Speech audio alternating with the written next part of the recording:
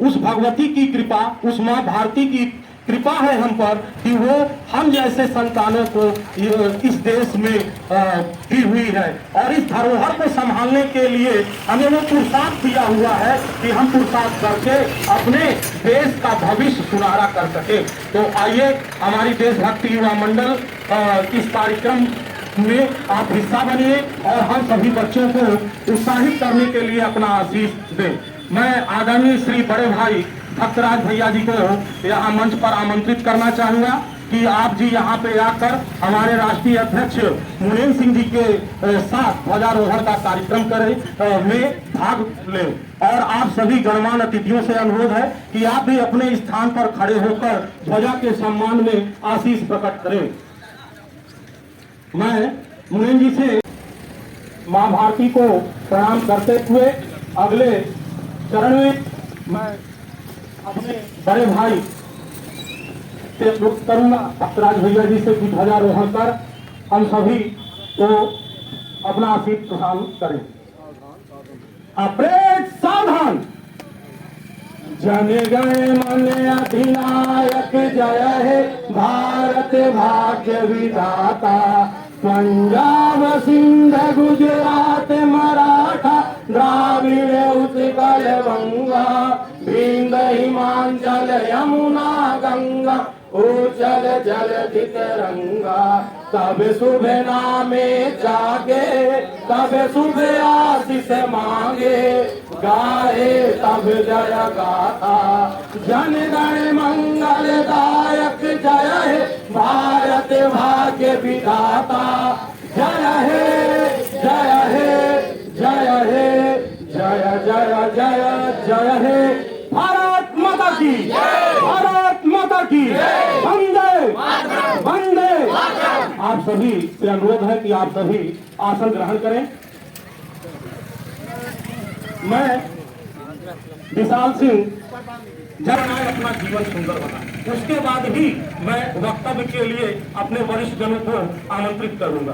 तो आप सभी का मंच पर ध्यान आकर्षित करते हुए बताना चाहता हूं कि बीते वर्ष में हमारे टीम के द्वारा गांव-गांव में जाकर के वृक्षारोपण का कार्य किया गया। देखा गया था कि कोरोना काल में ऑक्सीजन के लिए लोग तड़प रहे थे, ऑक्सीजन नहीं मिल रही थी।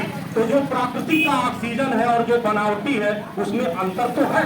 तो हमारी युवा टीम ने न दिन देखा न रात, हम और भी अपने जीवन यापन के कार्य करते हुए देशभक्ति के लिए हम लोगों ने हमारे साथ जितने लोग जुड़े हैं उन्हें कहा आप कोई भी पर्व मनाते हैं उस किसी एक पर्व पर आप अपने घर आंगन में एक पेड़ या पौधा लगाइए, जिससे कि उसके बीच में अगर वहां कोई नीचे भी उसको आए तो उसको छाया मिले, अगर उसे भूख लगे तो उसके फल के द्वारा उसकी आत्मा की तृप्ति हो।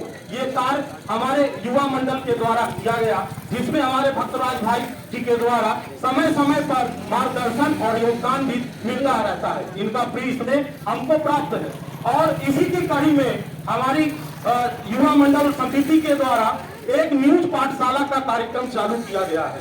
देखा गया है कि बच्चे BA में पढ़ तो लेते हैं, भटकते हैं क्योंकि उनको सही मार्गदर्शन नहीं मिलता कि हम किस फील्ड में जाएं, किस कौन सा जॉब देखें, हमें किस टाइप की जॉब मिल सकती है। तो हम एक न्यूज पाठशाला का कार्यक्रम हमारे समिति के द्वारा चलता है। जिन बच्चों का नंबर हमसे हमारे नंबर से जुड़ा है उन्हें हर 2 दिन 3 दिन में जहां जहां वैकेंसियां निकली है, जिस जिस पद की वैकेंसी है उसकी शिक्षा उस मोबाइल के द्वारा उनको प्रदान कर दी जाती है। और उनसे कहा भी जाता है यदि किसी दूसरे पार्टी के द्वारा आपसे कुछ मांगा या कहा जाता है आप बिल्कुल भी ना दें। आपके अंदर योग्यता है, आप इंटरव्यू दीजिए। आपके अंदर योग्यता है, आप अपना प्रशस्ति पत्र दिखाइए कि मेरे इतने % है, मैं इस कार्य को कर सकता हूं, मेरे अंदर गुणवत्ता है। यदि आपको बताने में या वहां इंटरव्यू देने में कोई भी दिक्कत आती है, हमारा यहाँ ग्राम छिजवार में देशभक्ति युवा मंडल का समिति का यहाँ ऑफिस खुला हुआ है। आप आकर के हमसे इंटरव्यू के बारे में आप पता कर सकते हैं। ये हम तभी कर सकते हैं जब आपके अंदर जानने की इच्छा होगी तो ही हम बता सकते हैं, क्योंकि हम किसी को रोक के तो कह नहीं सकते, क्योंकि आज कि शिक्षा जो है अलग टाइप की है। पहले की पढ़ाई और अब की पढ़ाई में धरती आसमान का फर्क पड़ गया है। तो उस चीज टेक्नोलॉजी को देखते हुए हमारी टीम रोज इस पे रिसर्च करती है और लोगों को जागृत करती है।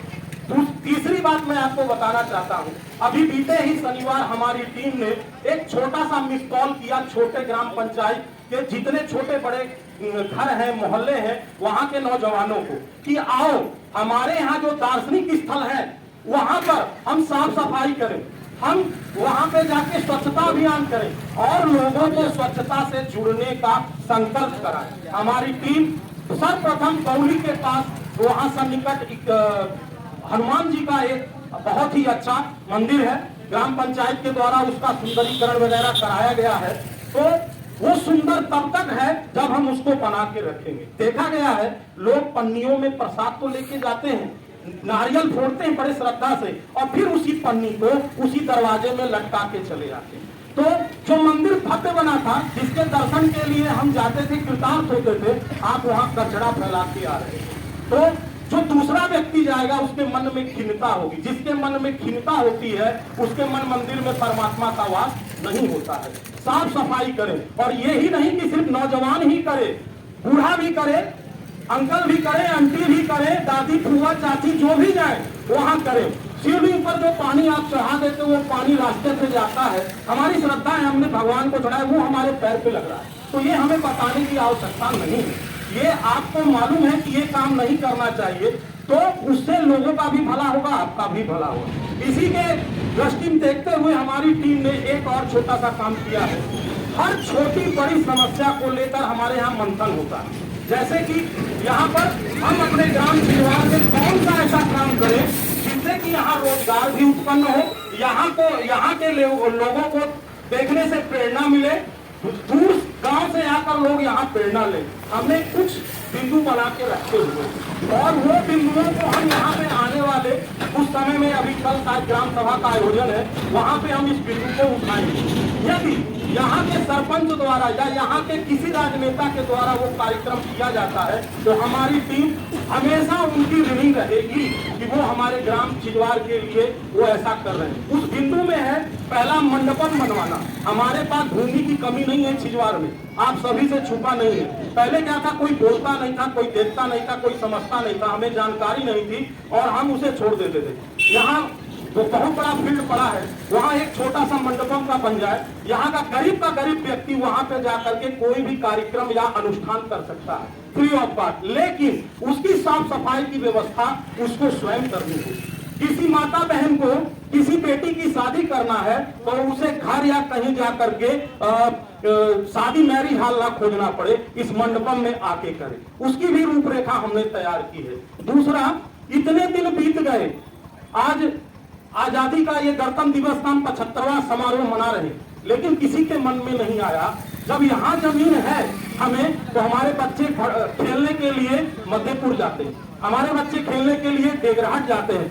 उस मैदान में आपको कोई भवन का निर्माण नहीं करना, थोड़ा सा उसकी सफाई करवा दीजिए, उस जमीन को फिलअप करवा दीजिए, गड्ढे बनवा दीजिए, ये बच्चे खेलेंगे।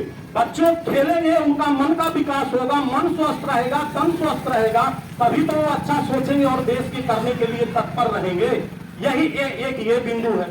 दूसरा, यहाँ पे स्वच्छता जल के लिए, जल तो ये बना था जुगाड़, ये व्यवस्थित है या नहीं ये हमें नहीं मालूम, इस पे कोई टीका टिप्पणी नहीं करना, लेकिन स्वच्छ जल के लिए 1-2 जगह वाटर कूलर का व्यवस्था करवाएं और वो भी अगर नहीं हो पाता है तो कुछ वरिष्ठ जन से सहयोग प्राप्त करके करें, क्योंकि यहाँ पानी पीने की बड़ी समस्याएं हैं। नल कुछ दिन चलते बंद हो जाता है। अच्छा, एक और दुर्गति है, दुर्गति ये है, कोई अव्यवस्था फैल जाती है तो हम दूसरे के ऊपर डाल देते हैं, भैया आप करवा दो, भैया आप हेल्पलाइन पे फोन कर दो, भैया आप खुद कर सकते हैं, आपके अंदर है, डरते क्यों हो? सच का साथ दो, सच का काम करो। हमारी टीम हर समय आपके लिए उपलब्ध है, हर जगह। हमने अभी कई लोगों से सुना तो कई जगह के नल जो है हेल्पलाइन में कुछ नहीं करना, 181 कॉल करिए, वहां पे बताइए पीएचआई को भैया हमारा नल खराब है, नल में क्या खराब है बस इतना बता दो, पानी नहीं आता, वाशर कट गया है, वो आपका बना देगा। आप जो है महीनों भटकते रहते, महीनों आप उसके लिए करो। ये रोड की व्यवस्था आज कई दिनों से बिगड़ी हुई है, 3 साल हो गया। मैं अपने से मैं नहीं जानता कि कौन कौन इसमें शामिल है, कौन कौन करवा रहा है, कौन सूचना दे रहा है, नहीं दे रहा। मैं आपका बच्चा होने के कारण यहाँ की पीड़ा देखते हुए बच्ची का एक्सीडेंट हुआ था, उसी दिन मैंने लेटर लिखा यहाँ के पीडब्ल्यू विभाग को। उसे भी ये जानकारी नहीं थी कि ये रोड हमारे पीडब्ल्यू की है।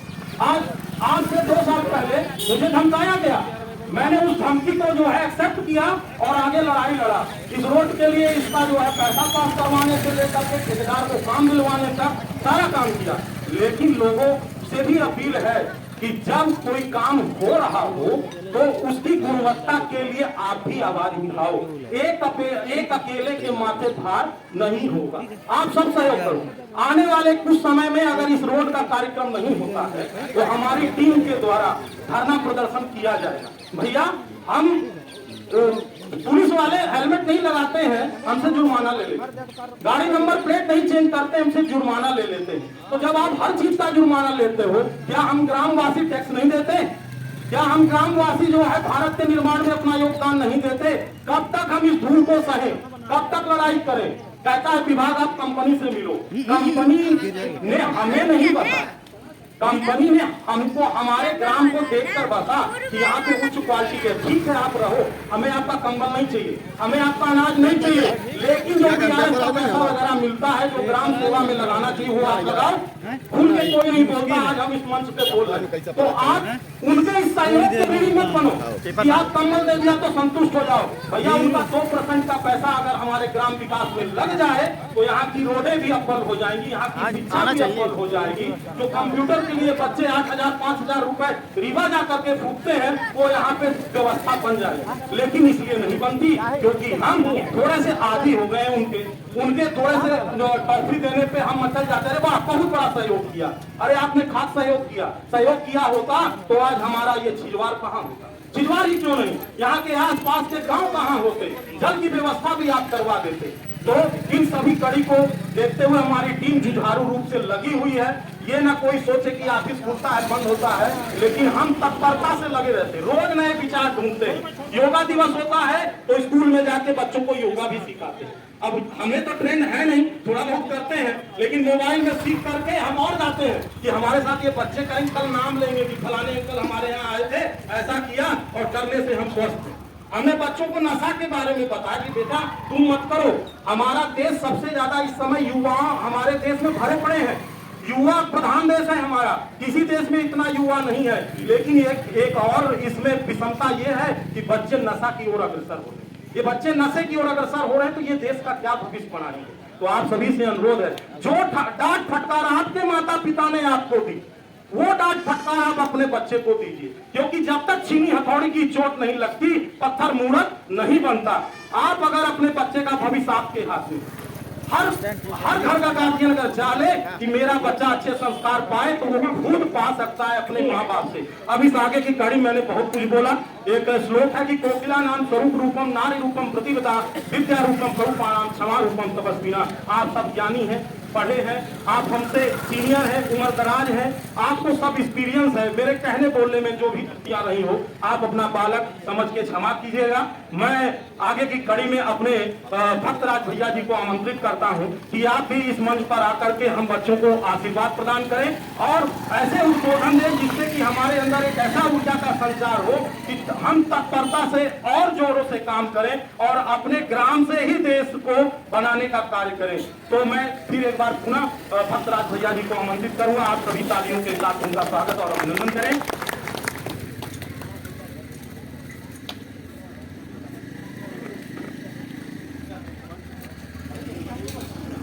पूरा प्रांगण ही मंच है। जब राम जी के लिए जब धरती जो है रथ थी। बहुत बहुत धन्यवाद भाई विशाल जी। आज इस महान पर्व के अवसर पर यहाँ पर उपस्थित सभी ग्रामवासी, हमारे आदरणीय वरिष्ठ समाज सेवी श्री गणेश साकिब जी, भाई बबलू जी और इस समिति के राष्ट्रीय अध्यक्ष भाई गुनेंद्र सिंह जी और केशव सिंह जी, मैं आए हुए सभी साथियों को हार्दिक अभिनंदन वंदन करता हूं। साथियों, आज यह महान दिन इसलिए है कि आज के दिन जब अंग्रेजी शासन इस देश से 15 अगस्त 1947 को यहाँ से चला गया था, तो उसकी नीतियां यहाँ पर रह गई थी। तो इस देश में एक प्रतिभा को खोजा जा रहा था, ऐसी प्रतिभा जो कि हमारे देश को चलाने के लिए ऐसी किताब की रचना करे जिससे कि सभी धर्मों का सम्मान हो, सभी जातियों का सम्मान हो और वंचितों को उनका अपना हक मिले। तो ऐसी प्रतिभा खोजते खोजते हमारे डॉक्टर भीमराव अंबेडकर जी को खोजा गया और उन्होंने ऐसा संविधान रच डाला कि आज हम लोग जो ये कुर्सियों पर बैठे हैं और ये पूरी व्यवस्था देख पा रहे हैं, तो सब उनके आशीर्वाद के कारण हुआ। तो हम लोग और हमारा देश डॉक्टर भीमराव अंबेडकर जी का हमेशा आजीवन ऋणी रहेगा। और हम चाहेंगे कि ये व्यवस्था जो कि भाई विशाल जी ने बताया कि रोड की समस्या है, पानी की समस्या है, नशे की समस्या है, तो ये समस्या की मूल वजह हम लोग हैं। हम लोग ऐसी सरकार का चुनाव करते हैं कि जो इस तरह की व्यवस्था कर दी है और हम लोगों को थोड़े से लालच में लेकर के वोट खरीद लेती है और फिर इस तरह की व्यवस्था हमें देखने को आए दिन मिलती रहती है और फिर इस समस्या से हम लोगों को जूझना पड़ता है। तो मैं एक बार 26 जनवरी की पुनः आप लोगों को बधाई देता हूँ। धन्यवाद। जय हिंद। बहुत बहुत धन्यवाद। अब मैं आदरणीय श्री गणेश सिंह जी से आपसे भी अनुरोध करूंगा, हमारे प्रिय भ्राता केशव भैया जी जो बीच बीच में हमारा मार्गदर्शन करते रहते हैं, आप जी से भी निवेदन है कि आप भी आकर अपने भाइयों को आशीर्वाद वचन प्रदान करें।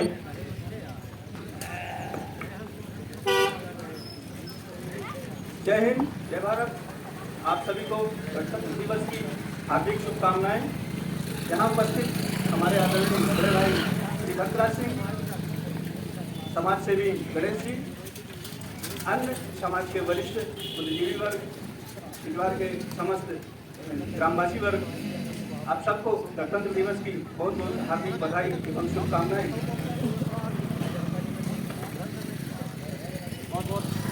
बहुत बहुत धन्यवाद।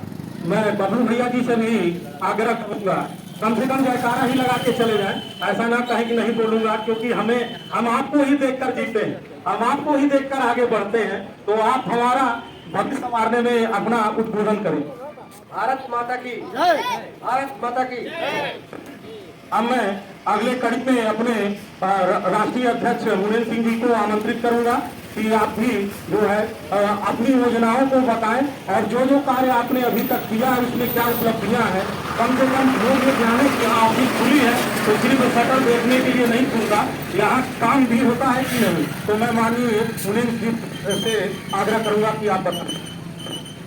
बहुत बहुत धन्यवाद आदरणीय विशाल जी और हमारे बड़े भैया आदरणीय भक्तराज भैया, केशव भैया, गणेश भाई और बबलू भैया यहाँ पर सभी उपस्थित हुए। आपको बहुत बहुत धन्यवाद। आप हमारे इस गणतंत्र दिवस पर हमारे इस कार्यक्रम में शामिल हुए हैं और मैं आप लोगों को बता दूं इस कार्यालय को मुझे खोले हुए 6 से 7 महीने हो गए।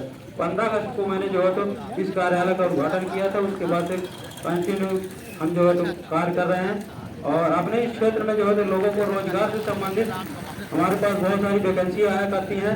तो लोग यहाँ के युवा जो रोजगार के लिए परेशान हुआ करते तो उनसे हम अनुरोध करते हैं कि आप जो व्हाट्सएप से या हमारे से जुड़े तो हम आपको जो है हम पर डे जो कोई ना कोई आती रहती है जो हम आपको बताते रहते हैं। इसके अलावा जो है सरकारी योजनाएं बहुत सारी आते हैं जिसको लोगों को जानकारी भी नहीं होती है, फिर भी जो है लोग इधर उधर भटकते हैं। तो हम इस कार्यालय के माध्यम से उचित मार्ग बताया करेंगे, बताते हैं लोगों को आपके कौन से कागज कम है, कौन से कागज सही है, कौन से गलत है, इसके लिए भी जानकारी हम अपने कार्यालय में बैठकर दिया करते हैं। कई लोग ऐसे होते हैं, ग्रामीण ऐसे होते हैं जो पढ़े लिखे नहीं होते हैं लेकिन कागज लिए घूम रहे कि साहब हमारा काम नहीं हो रहा, काम नहीं हो रहा। काम न होने का कारण सिर्फ एक ही उनका कागज पूरा नहीं होना और कहते ही हमारे पास ये हमारे पास है, लेकिन उसको अधिकारी घुमाते रहते हैं, उनसे घूस भी ले लेते हैं, पैसा भी ले लेते हैं या बीच के दलाल भी होते हैं और पैसा ले लेते हैं, लेकिन जो है उनका काम पूरा नहीं हो पाता। तो हम उनको मार्गदर्शन भी करते हैं कि आप हमारे पास आइए, जो भी दिक्कत जो भी परेशानी है तो हम अपने कार्यालय में आपको जो है सही चला देंगे। यदि आपके हमारे बस में होगा तो हम आपको जो है तो उसका कार्य भी पूरा करवा कर देंगे। इसके साथ ही हमारे कार्यालय में एमपी ऑनलाइन का भी काम चलता है। ऑनलाइन से संबंधित जो भी कार्य होते हैं उसको जो है हम अपने कार्यालय में आप सभी